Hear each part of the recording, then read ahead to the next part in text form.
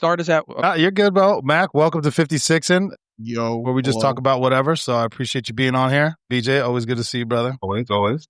I just want to say, since we're recording that, like, BJ, Tyler's talked about you a lot since I met him, and it's all been like awesome shit. And dude, like, you're like the type of guy I wish I was a cop. When I was a cop, I was with somebody like you, with you do, with your skill set, and just like, and Tyler too, which is a given, because it would be nice, like, having guys that like are smart and that can handle themselves, and that, like, you know, they're gonna, like, even if you mess up on the street, like, Tyler wouldn't like embarrass you in front of people, or neither would you, BJ. Be like, yo, Mac, you did this wrong. Because that was always, there's the thing we can go right into. I always hated how, like, and I know you guys probably think of this, like, cops are like some of the worst to each other. Like, I never understood, like, it's like, and Tyler and I talked about this, BJ, when we went to the federal firearms instructor course. It's like, dude, like, why the hell do like cops love busting balls? And I'm just using, like, as an example, like, Tyler like messed up on a call or something like that, and it'd be like, then at or like shape up or whatever you guys call it, be like, oh yeah, we were out in a call and fucking Tyler, you know, wrote the wrong ticket or like did something like that. Like, dude, like, if it was like, or like, but like, even if it's like, I get it joking around a little bit, but it's like, bro, you had like 25 minutes to tell me I wasn't like not doing the right thing or something like that. And it's the guys that, like, you're on a call and there's like 47 things going on, and there's that one guy just sits there like this. Yeah. And he's like, are you going to do that the right form? Dude, motherfucker, get out. And are we allowed to swear on this one? 100%. Motherfucker, get out there and fucking help. Like, you know, How about you do the form? How about you do the form? Yeah, like, you know, I wasn't in a big department as you guys, but like, I remember, like, my buddy I was just talking to before I logged on, like, when we all worked together, we had a good squad. You know, we only had like 4 or 5 patrolmen at a time and a sergeant running. You know, it wasn't, you know, it was a small little town in Jersey, but we always had, like, if somebody had like an arrest, like a domestic or something that, like, or DWI, something that took a lot of time, like, we all went in and helped out. Like, one guy would, like, you know, the arresting guy, and another guy would be doing the processing, like printing and all that stuff. And then, like, sometimes, or the other, or like 2 other guys would be like if my buddy Tommy had an arrest, be like, all right, Tommy, me and Matt are going to do the processing. Why don't you start typing up complaints, you know? Because, yeah, and it's like, but then you work with other squads and they're like, nope, you got to do it all yourself. And then when you're trying to do it, they're like, they would call you for like a noise complaint, like, motherfucker, I have another 3 hours of paperwork I have to do. How about sending somebody else on it? Unless it's a major call, you know? Yeah, no. The thing about BJ, not that we were trying to make this a hype session, but BJ and I working together was great because I, as everybody knows me, I overthink. I tend to get in my own head. I doubt, I second guess, not necessarily in a call, but after the fact. But it got to the point where BJ and I, when we were on calls, even other newer deputies and stuff, they would say, hey, can I run this by you? And I was the one to be like, hey, you got like 2 more charges, or hey, that's not a misdemeanor, that's a felony. Like, because that's all I did is I studied my shit. And not that BJ didn't do the same thing, but BJ, where what I lacked and BJ has in abundance is he knows when to push things and when to let shit go better than I do. I mean, him and I will bitch together all the time, but I would get fucking fired up about something, like, fuck this. And I go straight to the corporal, the sergeant, lieutenant. I was like, no, you're fucking wrong. You're stupid. I'm right. That kind of thing. And BJ's like, no. BJ was do that. BJ was more calm. He's like, yo, hold easy, motherfucker. Yeah, it's okay, bro. It's okay. Yeah, rule number one. Yeah, easy. Yeah, don't overshadow the master, baby. Yeah, but to your point, Mac, we in Hillsborough, I don't know if they still do it, but if we had issues with other deputies, we didn't handle that shit. I mean, unless you were a bitch, we didn't handle that shit in front of supervisors. We went out to the back parking lot, and you would take your gun belts off and be like, "You got a motherfucking problem? We'll do it right here." Let's have it. That would never fly by us. That would never. Nobody ever wanted to step. I definitely don't think anybody wanted to step. Well, look at the fucking size of you moron. People still got, you know, they want to talk shit, say it to my face. But I have observed a couple of those. You break it up. Once there's a clear winner, it's like, all right, you won. Yeah. Tyler, I'm not sure if I told you the story. BJ, this is actually a pretty good story. When I was on active duty with the Marines, this is many, many, many moons ago. This is 2001. And I'm standing OOD, Officer of the Day, in Okinawa. We're deployed. And it was a sergeant from India company. He had 8 years on. You know, I was a second lieutenant at the time. And he's like, you know, we're shooting the shit because I got along with everybody. I'm like Tyler. I get along like fucking, I don't care if it's Charles Manson. If they're pretty cool, I'm going to talk to them for 5 minutes, you know? Yeah. And Might not come to shoot, the house, but I'll talk to you. exactly. Yeah. You're like, no, you're not going to know where I live. But we're shooting the shit, and he's like, yeah, I'm getting out and everything. I'm like, what, dude? You're shit hot. You're like one of the best sergeants in the battalion. You know, you're a solid NCO. And he goes, sir, I wasn't always one of the best. I go, what? He goes, I started my career out at 1st Recon Battalion, and he goes, when I was a Lance Corporal, I was a belligerent little fuck. He said. And I said, what happened? He goes, well, one day I said something to a corporal. I think I told him to fuck off or something like that. And the corporal's like, all right, let's go. We're going to go have a talk. So they go over this hill by 1st Recon Battalion. And he tells me as he's getting over the hill, there's like 6 or 7 other corporals there. I go, what happened? He goes, I turned around and I punched that corporal. I go, what happened after that? He goes, I don't remember. He goes, but I never talked back again in my life after that. And he said they beat the living shit out of him. And he said he learned he got like one hit in, maybe like a half another, and that's it. Like no paperwork, nothing. And then he said, like, you know, the next day I was treated like back to being a Marine. But, you know, I learned to be respectful of my leadership, you know, whether it be officer or enlisted and shit. So yeah, that's it's funny that we're talking about this. I came across a little bit of a situation this past week. To me, it kind of highlights a little bit of a different time in the mindset of many guys who are a little bit older and some of the new guys, where it's like, hey man, again, this is just me as a human being. If you have a problem, come talk to me about said problem, and we can either we'll handle it or it won't get handled. But at a minimum, we'll know how each other feels, and we don't gotta like each other, but we'll know how to navigate. Yeah, that's that, dude. That's it. Like, hey, listen, I don't like you, you don't like me, but like, I'm gonna back you up on the road and this and that. But like, stop talking shit. Like, I mean, I remember. So when I was in the bureau, you know, and again, like BJ Tyler knows, I came from a smaller police department, dude. We didn't have a massive bureau. You know, there was 4 of us in there at the time, and there was no detective sergeant at the time. It was 4 detectives. For us, it wasn't a promotion. It was just a lateral. You were technically a patrol detective, but you had the gold badge and everything. And I was one of the guys who like logged the evidence at the department in. There was a couple of us. So one of the guys, he was, you know, trying to become detective sergeant, and he had like, you know, he had his CI. It was fucking marijuana. This is before it became legal in Jersey. It was like a fucking couple dime bags. So we did a raid on someone's house, you know, and I was in charge of collecting the evidence, me and another detective. So we're doing that and everything like that. And we finish up, and, you know, I was getting like, oh, Harry Mac, you done yet? I'm like, all right. Get back to headquarters. It's like, you know, 8, 9 o'clock at night. And I'm like, all right, let me go through the evidence, make sure I got everything. And I'm going through it, and we had found $2,000, like $2,200 in cash, and we seized it. And I'm like, fuck, dude, I forgot it. I left it there. I fucked up. Bottom line. Literally, the guy who's chief now was a lieutenant at the time. I literally walked into his office, and I'm like, LT, I fucked up. I did this. I left this. He's like, okay, thanks, Mac. I knew he was upset, but he wasn't like pissed at me. Yeah. He was pissed, but he wasn't like, you're an asshole, you suck. So, dude, I owned up, literally owned up. This guy, you know, was trying to become detective sergeant, and he got detective sergeant because he was buddy with the chief and shit. But I remember, so I'm at command and staff with the Marines for drill weekend. And he texts me and he's like, dude, you need to own up to what you did and everything. I'm like, what, motherfucker? I fucking went in there right away. And I tried calling, and then he's like, oh, I'm at a party. I'm like, and I admitted it right off the bat. I fucked up. And so then I remember the other detective, Brad, they wanted to like discipline both of us. And I went in there and I'm like, Brad didn't do anything. I was in charge of it. And Brad's like, this is the type of guy Brad was. He's like, dude. He goes, I don't care.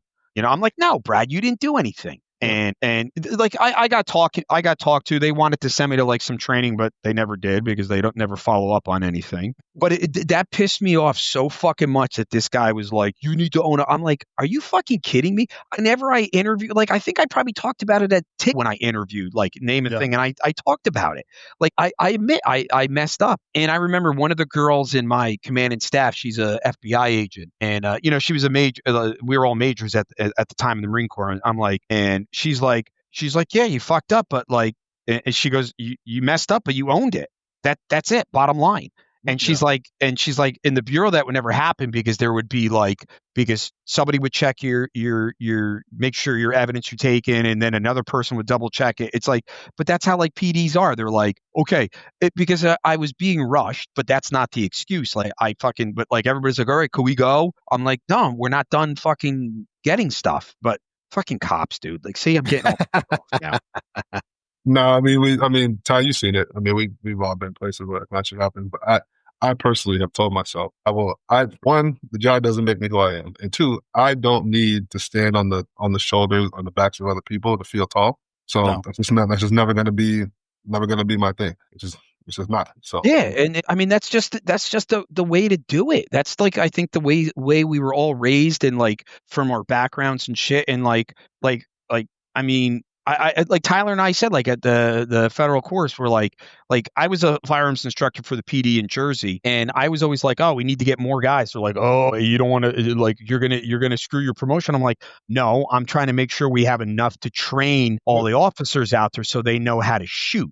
Because as you guys know, most cops don't really train, and you know, but like Tyler and I was saying, like that, like, you know, like, yeah, when you send someone to a fire instructor course, they're usually a better shot and everything like that. But what's the big deal? Like, I came from a department of like, I don't know, it varied between like 34 and 36 guys. And we had like a part-time tactical team. And, you know, everybody on that team had to go to like a SWAT course. You know, like I went to FBI SWAT, which was like a decent one compared to like some of the other more like money-making ones. Like the FBI one was free. So the Bureau put it on. But I was always like, why not send everybody in this small department to SWAT? Yep. So everybody gets an understanding. So we can get rifles, M4s for everybody. So when we go on a call, people know what to do. Yeah. Like, oh no, all of my cops are trained to the level of SWAT or firearms. I mean, again, this is if they want to. I'm not saying they have to, but if everybody wanted to, like, what's the problem with that? Oh no. I think they should. At a minimum. You guys know, it's like the keeper of the badge. It's like, it's like Tyler, I think I told you the story, BJ. This is like when I was in Afghanistan. I remember, like, you know, the battalion would have air officers and FACs, forward air controllers, and they are pilots that are on a ground tour, and they help with calling in airstrikes and stuff like that. And I remember the Cobra guy was telling me that, like, there's the Marine Corps has two, East and West Coast. TACP, Tactical Air Control Party School, JTAC, Joint Terminal Air Controller, like for clearance strikes. And he said that like a time, like there would be different platforms running the course. Would be like a bunch of F-18 guys or Harrier guys. And he said one time, I think the one he went through was a bunch of Huey guys running it. And they failed all the Huey guys that went through the course, like just so they can say like, yeah, see what we did. All the Huey guys, they couldn't make it through with us. Like, and my buddy, who's a full bird colonel, who's actually like in zone for general, but he's getting out. He's not going to go through. He would get it. And, you know, he's a prior enlisted guy. And he was like a former sergeant, and he's fucking shit hot. And he's like, I do not understand why in the Marine Corps we fail people out of schools. You know, we should be doing every possible thing to pass people in schools. Like, listen, there's certain schools that are like I remember this master gunnery sergeant, a reconnaissance guy.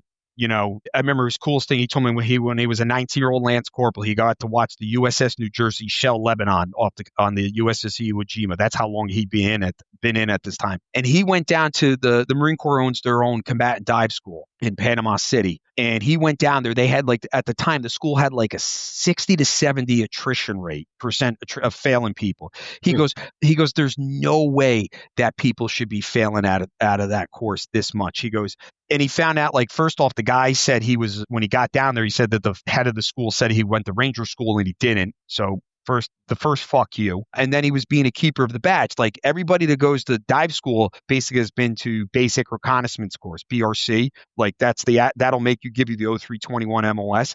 So they've been hazed. They can put it there. And he goes, this course is hard enough. Like, guys fail because of like dive mechanics, like, and dive physics, like the academic stuff. He goes, they were just like thrashing people in the surf and then being like, you're out of here, man. You're out of here. Like, no, like, dude, like, okay, listen, Tyler's here, BJ's here. They're having trouble with they're using the rebreathers. Let's fucking get them up so they know how to use it. And then if it's like, let's say, I'm not saying this is the number. Let's say like, okay, Tyler's tried this thing 3 or 4 times. Like, all right, we're gonna talk to him. Be like, listen, dude, we're gonna fail you now, but you can come back to the course and shit like that. It's shit like that. Not just like, oh, you can't fucking run or do this, and like I'm just gonna fail you just to fail you.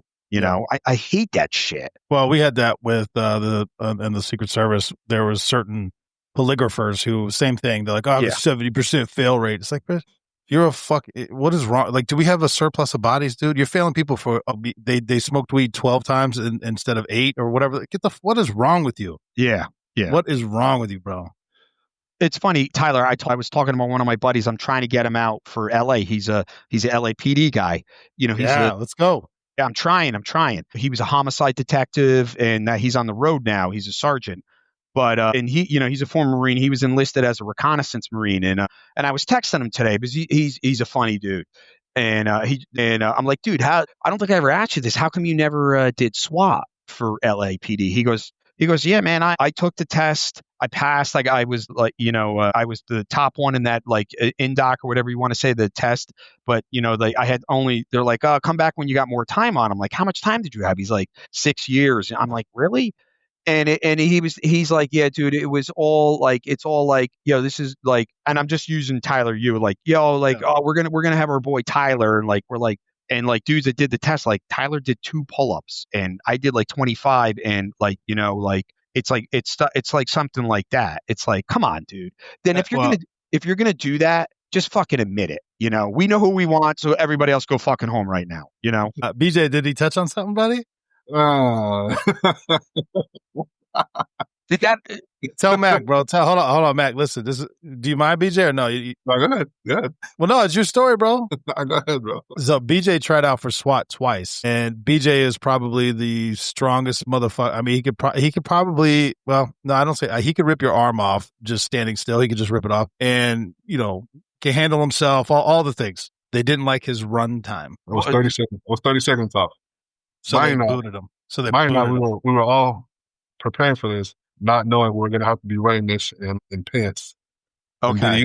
And sneakers. So it's like, okay, yeah, whatever. It's all stupid. The point is, and now he's a bomb tech, and then he got SWAT certified anyway. Definitely ended up working out in the end. I never understand that, dude. Like, look, I understand. Like, listen. I think we all come from the same backgrounds. You want a PT background. You want someone that could do, but it's like there's always the joke in the Marine Corps. They're like, there's the Terminal Lance comic, and there's like a guy gets out of the Marine Corps and he's like, oh, yeah, we're going to promote Lurch here. And it's like some guy that's like, yes, and he's in like an office room setting, smash. And someone's like, how did this guy get promoted? He's like, oh, he has a perfect PFT score and scored expert on the rifle. Like, okay, that's good. But like, that's really good. But like, do the guys like him? Does he know what he's doing? Well, Matt, I don't know if you listened to the interview I did with Francois, but I like the way they do things. I mean, I don't think we couldn't do it in the U.S., but everyone goes to the same school, police academy, for the entire country. Everything you want to do is a test. They control. I mean, they beat cop to their version of FBI, ATF, DEA, Secret Service. It all comes from the same pool, and it's all tests. It's all testing and physical fitness. And he goes, but at the end of the day, whatever division you want to go to, he goes, you could be a PT stud at hundreds on everything, but if they don't like you, they're like, no, because they're like, I don't want to work with this guy for the next 3 years. No. Yeah. He goes, so personality goes a long way as well. Yeah. Yeah. That's a big thing. I'm sorry, BJ, you go. That's a big thing when we do not being the website, one of the senior guys on our team. I will say that is a big part of our selection process. Again, everybody goes through the same test, 100% the same, but how somebody's going to gel with the team weighs probably, I'd say, 51. If everything's half and half, equal across the board, that part is probably like 51%. Like I said, somebody be perfect be a fucking all-star, jump out the gym, shoot perfectly, blah, blah, blah. If that guy's an asshole, no. Fuck him. No. Fuck him. Yeah, no, absolutely not. Absolutely. Yeah, there was a show I saw on Delta a while ago, and it had guys big Delta guys from the 90s. They were retired, and I think I forgot what the one guy's name, and he said it. He goes, it's not the it's not the best job for the guy. It's not the best guy for the job. It's the right guy for the job. And then talking to like other Delta guys that I met like in the military and through training courses, and like I see it, like, you know, like I remember I talked to one guy and I'm like, what happens if a dude makes it through OTC and, you know, he's not like he went through selection for Delta, he's in the operator training course, he's making it, he's going through, but he's not at that level of like, you know, the shooting level that they expect. He's like, the guy I talked to, he's like, we find a job for somebody like that. We put them where they're good at, and you know, and maybe the guys, because the one guy he was telling me about was the guy, like, you know, he wasn't going to be an assaulter. Like he didn't have the shooting that Delta expects, but they made him a breacher, and he said that dude can get through fucking Fort Knox in a matter of seconds. And they put somebody where they're good at, you know? No, that's excellent. Well, I wanted to touch on this because you were talking about life after retirement and how you're now and you're doing armed security, Mac. But just could you reiterate that, because I do have thoughts on that. So okay, so you know, I'm gonna go on a soapbox right here Go right ahead. now. What the? You know, I don't think I'm the best at anything. I think I'm pretty good, and I think I'm a good fit for a lot of the shit we do. And like, you know, it was annoying. Like I was trying to apply for jobs and you never hear anything, which sucks. Nope. So I've been doing like just for some like income for the summer, and I've been doing like security work and shit. And my wife said it the other day, Jamie, and then my sister, like, my wife's like, why aren't you getting more money than like a regular guy off the street that just goes to the armed guard security classes and stuff? She's like, you know, you were a cop, you were a Marine, you've been in combat and stuff. I'm like, yeah, like, you know, I mean, we talked about this before the thing recorded about like today I was doing stuff and the one guy was late, which is, dude, I don't give a shit you're late. Like, you know, but like, you know, I doubt if I don't know if I don't know who the fuck that is. If I was late, like with the guy, like I punched out, and then the owner's like, you know, joking around, I'm not going to give you overtime. I'm like, I go, no, but he was busting my balls earlier in the day. I'm like, well, I go, this is why I should get more money, because I'm sitting here, I'm clocked out, I'm waiting till this guy gets here. He's like, oh, thank you. And, you know, and that's the thing, like, how, like, dude, don't get me wrong. Like, you know, there's other guys that were cops in the military who just be like, yeah, see you later, dude. But like, you know, you get it, you know, like, yeah. Like, all right, I got to sit. Plus, it was like a daycare with kids. I'm like, no, dude, they expect the guard here. Yeah. Like, and I said to the guy, I said when I was leaving, I'm like, hey, I'm going to stick around to the guy's here. He's running late. He's like, all right, thank you. I go, I'm doing it, you know, because I said two things. I go, because it's just like, you know, my background. And then because you're a really nice guy and everybody's really nice here. So I feel connected. Like, that's the thing too. You know, they're for sure. They're nice people there. But like, you're like, come on, dude, like, give me a little bit more money.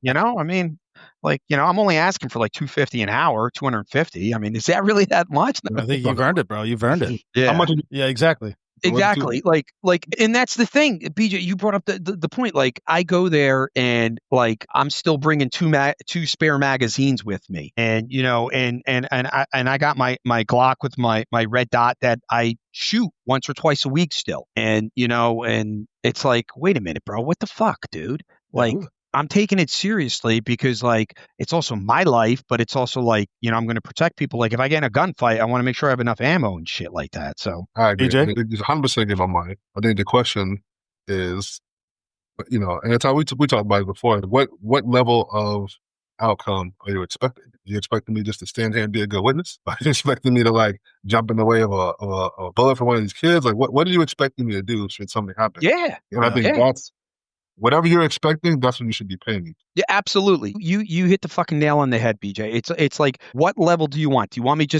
you want like parents to see me walking around at drop off? Or do you want me like what I do now is like I see like someone walking through the thing, I walk out towards them and just make sure they're not like, you know, it's somebody walking their dog or something, old hag or some shit like that. But like, you don't know if they have a very good latex outfit on that they can rip off and it's like some young, but like, you're right. It's like, what's the level? And it's like, and then I don't know if this is like making me sound like a whiner or something, but it's also like, it's like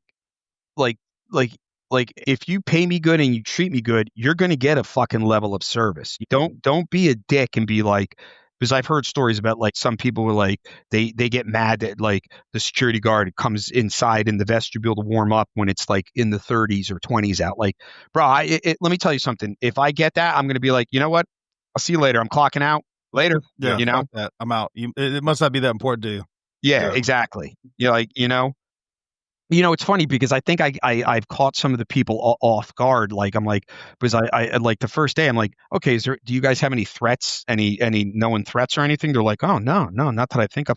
I mean, how's things with your neighbors? Do all your neighbors get along? Is there any issues or anything? Like I catch people off guard when I ask them things like that. Like that's kind of what you're supposed to do, and that's from being a fucking Marine and being a cop. It's like put you in a different mindset. Well, Tyler, you can attest, like on certain Secret Service details, some people are like, "Oh, this is the president of like Kyrgyzstan," like yeah, whatever. Like, nah, dude, like like want to know what's going on and shit like that. Mac, I'll tell you this. I've told BJ. I don't know if I've shared it on pod. I won't name names, but because in the Secret Service, anytime somebody comes to the U.S., like their head of state, so to speak, they get Secret Service protection, and they usually will travel with their bodyguards, their version of Secret Service, and depending on the country, but there have been several smaller countries, I'll phrase it that way. When they're in the U.S., they're basically like, we're done, and they will get fucking shit-faced. They're passed out in the back seat. There was one dude, I'm not going to name the country, but there was one dude, he comes out of his room, his protectee, the leader of his country is going to do something. He's in a tank top, cloth shorts with his gun in his pocket, so it's like, you can see his dick root. And he's like, do y'all need me? And I was like, not really. I mean, that's your guy. Like, that's why you were paid to be here. He's like, nah, he'll be all right. And then he goes back into his room doing, God only knows what he was doing. And I'm like, I couldn't imagine doing that. Like the president of the United States just rolling, like we go to France and be like, y'all got him? All right, we out. We're good. Yeah. Bow on your fucking protectee. Yeah. Like, all right, the whole PPDs. Like, we're going sightseeing. Yeah, we're out. If y'all got him. Yeah. Here's the keys to the limo. Like you just got to turn it one time. If it gets there, you got to do the steering wheel. If it locks, Now on the flip side, I will say this: some smaller third world countries, like crazy, where like their leaders are gods and emperors and whatever madness they call themselves. GDP of like 3 goats. Those bodyguards will sleep in front of the door of their protectee's room, and they will never leave their side 24/7. And if they have to use the bathroom, they will have somebody else come watch their door for not us, but somebody else from their crew use the restroom. And then they're running like back because they feel like they've been gone too long. And I'm like, dude, you need like, what is going, and then they will not a pillow or not. I was like, bro, I don't have that. I'm not like that, bro. I need to go to my bed. It better be a king size. Well, I mean, it's probably some of these countries that. Yeah, BJ, that's a true story, bro.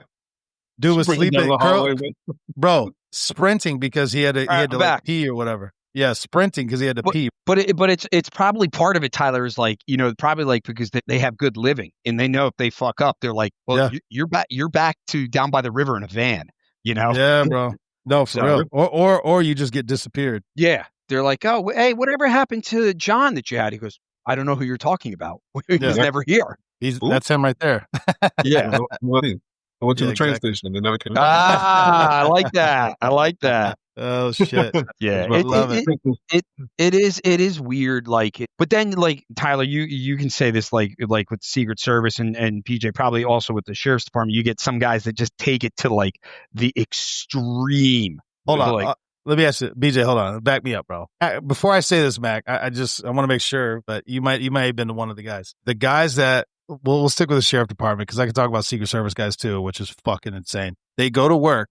Like they're working patrol, they're ready. They have their entire belt is full of magazines. They'll have 40 spare magazines for the rifle, a fucking fixed bayonet, fixed blade, like tucked up in their vest, 2-3 sets of handcuffs on their belt. Like I had a rack of handcuffs, but they were in my car. No, I had one set of handcuffs. I had 2 mags. Yeah, normal standard gear. Yeah, right? I had an. I'm talking like the eight racks. Like no. 400. I had an M4 mag on my belt, and then on my vest I had 2 additional mags. Well, you had the outer carriers though. Yeah, we had outer carriers, and then I had. But remember, when I had this set up, I wasn't on patrol all the time. I was in the bureaus. My outer carrier had 2 mags, and then another M4 mag, and then a trauma kit on it. Yeah. Like, dude, if I was back on patrol, I don't know if I'd be wearing that fucking mag on my belt. With the M4, and then like maybe I would have one on my vest, and that's like, dude, you sitting in a fucking car for 12 hours. It's like, and when it's hot, no, you know? Yeah, the only thing I had a lot of was gloves because that's the number one thing. I didn't want to get nothing on my fucking hands, bro. Bro, you know what? Let me interject real quick. This has become a very, very big pet peeve of mine lately, and I see it only in young guys. Right? You talk about gloves, the latex gloves. I'm sure that's what you're talking about. I have a plethora of latex gloves, right? Always. But I will see that, depending on what the nature of the car comes out, right? These guys get out of the car and they're just wearing latex gloves, and I'm like, bro, I never seen it. I never said anything in the moment, right? Like you said before, I never said anything in the moment. But it's always one thing I kind of go to him after the fact. I say, hey man, I'm just curious, why are you wearing latex gloves when you haven't touched anybody? I'm doing this. Yeah, what do I do? And I was like, okay, I see you haven't been doing this long enough to know, right? I was like, have you ever tried to grab something that was wet or sweaty or slick in latex gloves? Well, no. I was like, I promise you, it's not going to go the way you think it's going to go. Yeah, and they're coming out of the car for a parking complaint in latex gloves. I'm like, yo, get you some gloves with some texture on it. I was like, or just fucking grab them with your hands. Always wash your hands later. Yeah. Quick side. I was like, I don't know what it is. That's weird. That's weird. Strange to me. I see it a lot in the bar. Yeah, I always had a pair of gloves, like regular cloth, like they were Nomex gloves. They were the fireproof gloves. I always had those. Yeah. Those were like if I arrested somebody searching them. But I also, like, here's the thing, dude. Like, I would tell guys, I just got new gloves. I'm like, and like, you're going out on the road. They're like, yeah. I'm like, have you shot with those gloves yet? No. I'm like, dude. Like, or then someone would get like one guy he would do like, remember the LA sheriffs they have the mags for the side pull like that? Yeah, which I don't like. I'm like, dude, did you ever shoot with that? Oh, yeah. I go, okay, so what happens if you're shooting in a car and like you got to crouch down, your vest gets over there and shit like that? Or guys would get a new holster. I'm like, did you get that cleared? They're like, yeah. And then I would talk to the lieutenant. Did so-and-so get their holster? No. I'm like, dude, I'm like, go shoot with it. I told Tyler this story. We were doing, it was just before my daughter got sick. It was June of 21. And that's my dad. He's going to call me in a second. I'll text him. And we were doing firearms training. And one of my buddies from the Marine Corps is a cop in San Jose, California. He's fucking great. I think he's going to come down, Tyler, but he doesn't we can't talk any cop stuff with him. You can only talk about Marine stuff with him. That's fine, man. And I told him that. So, and they had an active shooter at a workplace, and a guy actually ended up shooting somebody, I think killing him, and then I think he offed himself, the guy. And he was one of the first guys to get there. Like, SWAT was called out and stuff, but like, unlike U.S. Patrol, like, yeah, I know he can shoot and stuff like that, but it's like, I'm a patrol guy. I got there first. SWAT was getting called up. And so I'm talking at firearms and I'm like, listen, hey, I was telling the story about my buddy Scott in San Jose, and I go like this. And again, like, Tyler knows this. I don't say I'm the best or anything. I try and work at being good at something. I said, listen, I've seen how most of you shoot and you suck. And that kind of scares me going into an active shooter like that. Yeah. And one officer made a complaint. And my buddy there who had issues with shooting, and I always said this even when I was on patrol and then when I was in the bureau, I said, if anybody ever has trouble shooting, I will work with you. I will go to the range. I'll see if we can get the range that we share with the town over and stuff. And I did that with my buddy. He was having trouble. He was unking, and I worked with him. I took him shooting a bunch of times, and then, he got better and he was passing and stuff. And he said that, like, he saw that this person, I'm not going to say who they were, what sex they were, or anything like that. They were just general. They were like this. He's like, no, Adam, volunteered. I said that there after I said that, because someone was like, hey, I'm like, listen, I said, anytime you want to go shoot, I will take someone shoot. I will teach you. And I go, and some people were like, and I've said it before, they're like, oh, this and that. I'm like, I'm sorry. How many gunfights have you been in? And, that's what I would. One of my favorite lines from you, Mac, in firearms training, everybody was like, oh, their groups are this tight or whatever, blah, blah. And Mac's like, well, I've been in a bunch of gunfights and I'm still here, so I'm 100%. And everybody, he's like, how many gunfights have you been in? Yeah. And BJ, we went and I'll tell you, some of those guys at the firearms course, like Tyler was one of them, but like the Marshall guys, bro, they were like Sumner, bro. That dude was like, and these fucking kit, yeah, and these dudes could talk the talk and back it up, and they were awesome guys. You know, we lucked out. We had a really solid firearms class, man. No, we did. But BJ, I learned about, they had the flared magazine wells, the weighted magazine, so that when they hit it just drops and all this. I was like, this is some John Wick shit, bro. I've never even seen this shit. Like, how often do you guys get in shootings? Bro, they had the red dots and all that. I just had my Glock with iron sights and like one mag. I forgot my mag pouch, and they were like in my pocket. Yeah, that was fucking funny, dude. I still shot. Fuck it, bro. Expert, baby. You got 291, I think, right? I did. I got the little thing. Quick question, because I have a question about this. Back it up a couple things. What are your favorite gloves? Not latex gloves. I'll tell you mine. And this is after spending hundreds of dollars on shark skin gloves, Kevlar gloves. Bro, mechanics gloves from like the AutoZone or whatever are the fucking best. And I don't know why, but they are the best. They were still are my go-to. Mine are pilots gloves. What pilots wear, the Nomex flight gloves. I've never had those, so I'd have. Yeah, I had them in. I still have them in black. They're normally come in like the sage green, and then there's the combat vehicle crewmen, which are the same one I use for Iraq, that are green with a black there, but they have the flame retardant. Part of the reason was that is because I could shoot decent with them, like actually like pretty good. But I also like, especially from being a fucking cop, dude, it's like you never know if you're gonna have to pull somebody out of a burning car or something like that. And you guys probably had the shitty polyester uniforms like we used to like that. And like, so I mean, that's part of the thing. So at least I knew my hands were, if I had to get somebody in or do something, those were mine. What about you, BJ? I wear mechanics gloves. You do that too? Okay. One of the few that actually fit my hand size. Well, that's all. Yeah, you also have abnormally large hands. That's also true. But as far as like the dexterity and to be able to move, it comes back as like, my girl's like, bro, you got fucking Lego hands. You can't even move.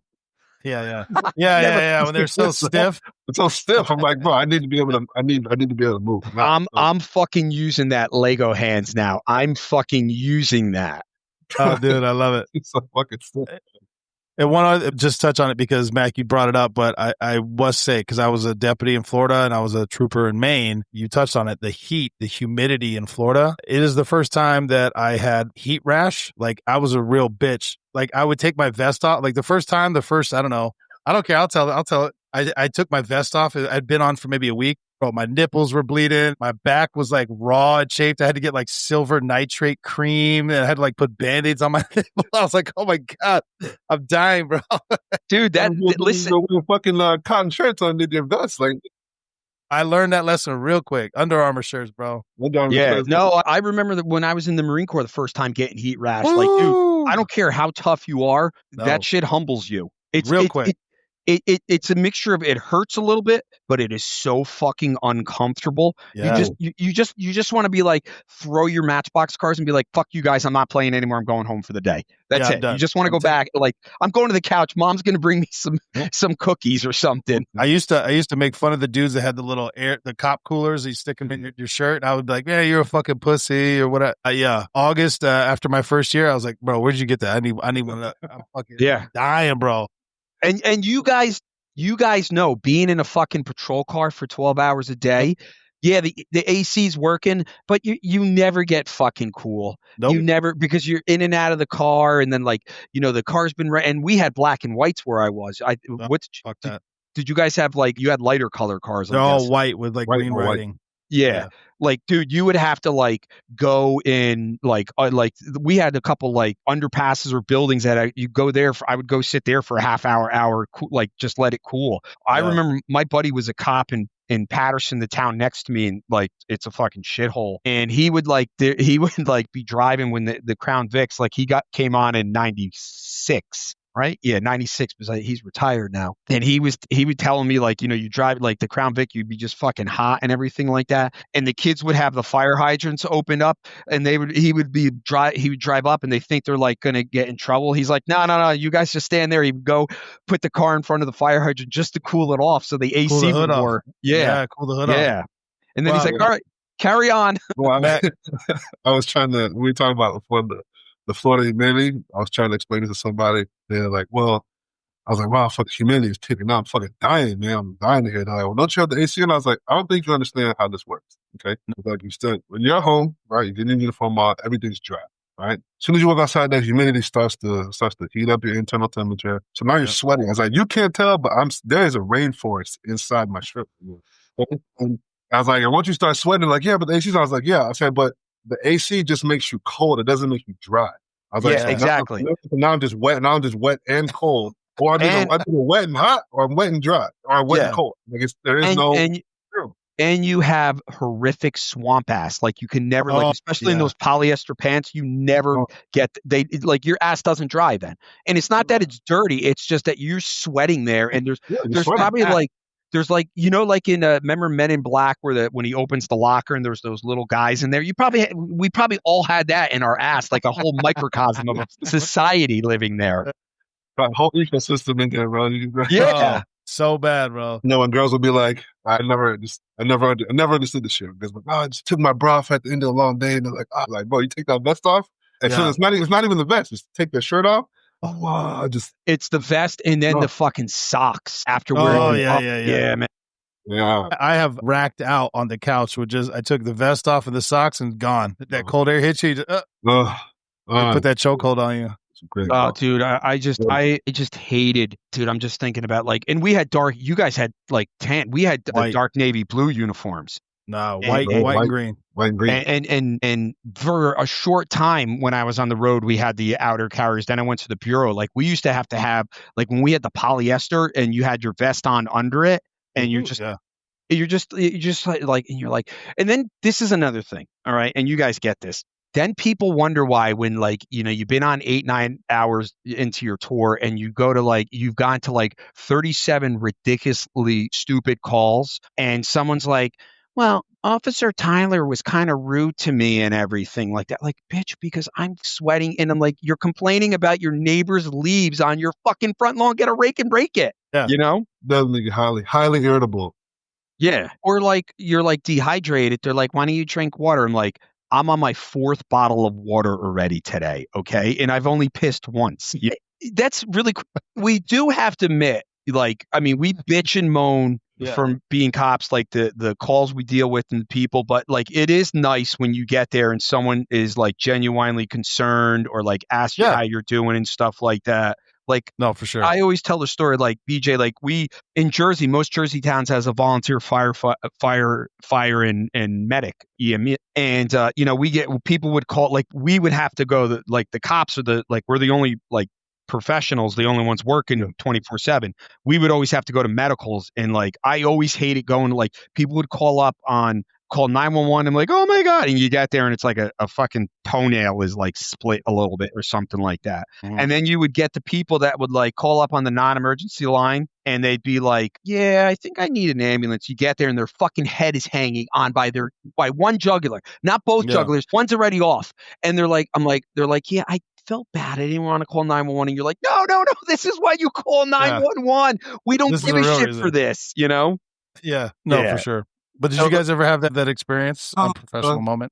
I can't say that I have. No. Never know.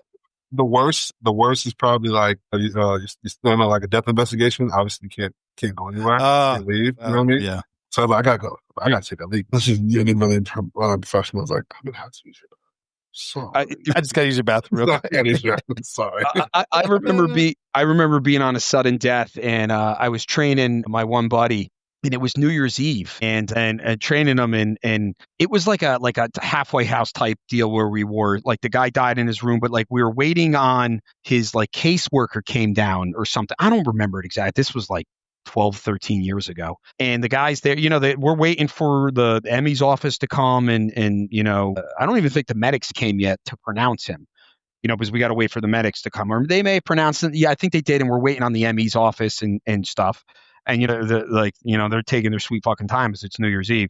And me and this guy, Ricky Bobby is his name. That's his nickname. Really? He's a different name. And I'm like, dude, we're sitting there, we're sitting there. The guy's in the bedroom dead. We're just waiting. And it's this young kid who's the social worker or whatever. And we're sitting there. I'm like, dude, what do you want to do for dinner? And Ricky Bobby's like, I don't know. I'm like, dude, what do you think about sushi? I'm like, yeah, sushi sounds good. Should we order and stuff like that? Yeah. And then we go to the guy and hey man, you want to get sushi with us? And this kid had the fucking look he this was his first time dealing with a client that died and stuff like that. He's like, no, I'm okay. I'm like, you sure, bro? Because and then we're gonna be here for a while. Yeah, I'm like, we're here for a while. We got one of the other guys is bringing us coffee. You want one? No, I'm okay. I'm like, I'm like, Yeah. dude, it's like you gotta like. And I said to the kid, I'm like, you gotta make sure you're okay. Like, you know, you're drinking and eating and stuff like that. He's like, nah, I'm okay. He just couldn't because we're sitting there and like, yeah, I'm like, dude, what do you think? He's like, sushi. I'm like, yeah, what rolls do you want and stuff like that. Like, this is what people don't get. Like, yeah, it bothers us that there's a dead guy in there, but like, what are you gonna do about it? Like, you can't sit there and be like, you'll sit in the corner and cry for the rest of your life, you know, and, and Yeah. shit like that, you know, like, yeah, it sucks, but like, You you know, like, you know what? I'm gonna order you a coffee anyway.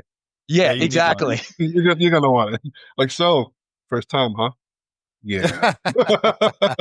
Yeah. This is, Well, yeah. there was a homicide detective that he would always come. He was always eating something, and I don't know.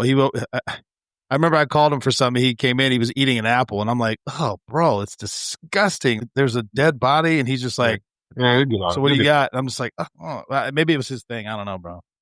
Yeah, but you know, People have their own mechanisms. it's funny because when Lucy was sick, I mean, it sucked, and you know, people. I remember like my buddies, like he's like, "You all right?" I'm like, oh, "Dude, I mean, no, it sucks, but like, what am I gonna do?" He's like, "Oh, you fucking grunts, bro. How do you do?" I'm like, and I said to him, I'm like, "Dude, what am I gonna do? Am I gonna sit here and fucking cry and pout about something I have no control over, or am I gonna make the time I have with her and my wife and just see what we can do to help her? That's it. Mhm. You know, I mean, you know." Yeah. Stronger man than me, buddy. I've thought about that ever since I met you and we've been talking, and I'm just like, I probably would still be in a closet, bro. I don't know. I'm not. I don't know. But I hear what you're saying, and you're 100% right because Yeah. she's the one that's sick, and here you are, like moping and sad. You know what I mean? Like that Yeah, doesn't help her like at all. like No, I fully understand what you're saying. you know, it's funny because the few times that like my wife or I cried in front of her, we tried not to. She would like my daughter. She would comfort you guys. No, she would yell at us. She'd be like, "Stop!" He'd be like, "Stop being a baby." I mean, that was her. She was nervous. You know, she was scared. She didn't like seeing us cry, but she's like, "Oh, you're being a baby." But she would be like, if like I remember, I think Jamie or one of us like, "Oh, I think I heard something," and Lucy and she got this a lot from me. She'd be like, "Oh, you want to try and be uncomfortable? Try having cancer and see how you deal with that." Like she fucking, I'm like, all right, like that's why I always said, like, Tyler, if you see, like, I'm like, don't Lucy would always say, don't be a bitch, life's like, deal with it. Like you're going to be sad, but just like get through what you're dealing with. And then, like when you got some alone time or with somebody, like then you cry or like, be like, fuck, that sucked. But like, when you like, it's the same with being a cop. Like BJ, you're doing a fucking bomb. Okay. You have like a nuclear bomb. Somebody put like a nuclear bomb there and you're like, holy shit, if this fucking thing goes off, like me and like, 400,000 people are dead. You're like, okay, I'm going to sit here and cry. You're like, nah, fuck dude, I got to disarm this motherfucker. And then, I'm going to go fucking just drink like a fucking, blood. People they ask me about that. They're like, how do you deal with that? I'm like, listen, as most things, either I get it right or I get it wrong. If I get it wrong, I'm probably not going to know. And it's automatically not my problem anymore. If I get it right, I was like, either way, I'm still a fucking hero. I was like, so that just alleviates a lot of fucking anxiety for me. I was like, obviously I want to do my fucking best. I was like, but only one or two things can happen. It's really not an in between. So you do your best. Either it goes well or it doesn't. Yeah. That's it. Yeah. And it's like, it's like the same with like when you go to the range and maybe you don't get the good of a score and stuff and like I like, all right, next time I shoot I'm gonna fucking work on it, or I'm gonna go to the range tomorrow when the next day I have free, I'm gonna work on it and draw. Maybe I got this the time I got to get, like, all right, I can get this time, I'll see how much more I can go. You know what, I can't go that, but I can get the time that I need. It's like, I mean, don't get me wrong, I get fucking stressed out and annoyed about everything. But like, I mean, like certain things, they're like, my wife would be like, Jamie would be like, aren't you annoyed about that? I'm like, yeah, but like, what am I going to fucking do about this? Like I'll get annoyed about traffic or something like that. But she would always be like, well, aren't you pissed off about Lucy's cancer? I'm like, yeah, I'm fucking livid. But what am I going to do? Waste my energy on being pissed? It's something that I cannot change. Like with traffic, I can be like, well, I don't need to fucking be here right now. So like, I wish we didn't drive here, Sure. Or like, oh, I didn't get the job. Like, yeah, I'm upset, but like, what am I going to do? I can't change it, Yeah. Well, I mean, I've learned, I know I go to therapy. I know you do your thing. And time, I know you are, so we need to fucking go. Right. But I've learned recently, let's say within the last year, I try to give myself one sleep to be pissed off about something. Give myself shit. That's good. whatever it is in that day, I'd be as mad as I fucking want to be for the whole day. I say I give myself one fucking sleep because tomorrow it's not worth being mad about anymore. Especially if I can't do shit about it. It's like, yo, Fuck, you didn't dude. get promotion, you didn't get this, you didn't do whatever. One sleep tomorrow. Hey, it is what it is. We're on to another fucking day. I'm gonna wait. Shit, BJ, I'm gonna have to steal that. I'm gonna have to use that, bro. In all seriousness, that's like pretty. Now you're a better person than me because I'm probably still gonna be pissed off the next day, and I may have to start out with 2 to 3 sleeps. You know, I give myself 3 sleeps. I'm probably still gonna be pissed, right? I said, but as far as like I being actively angry, actively upset about something, one sleep. So outside of that, it's not really doing it. As I give myself one day to get all that fucking emotion out, be just mad, call people up and pissy and yelling, cursing, like, man, fuck this shit. I was like, but tomorrow, if I'm doing that again, tomorrow's not going to fix it or help it. Yeah. It is what it is. All right. So here's a question I got to ask because I'm looking at you two guys. Who is fucking stronger, Tyler or BJ? Like, you guys are both monsters. No, you know? BJ, 10x. I wouldn't say 10x, but. Bro, X, especially now. Especially right now. But BJ still, well, actually, what were you lifting in college? Because college is the strongest I've ever been. I'm definitely way stronger than that. See, that's ridiculous. So the strongest I ever was I was able to rep out 405 for 3, and I was squatting 600 pounds. My God. That was the strongest I've ever been.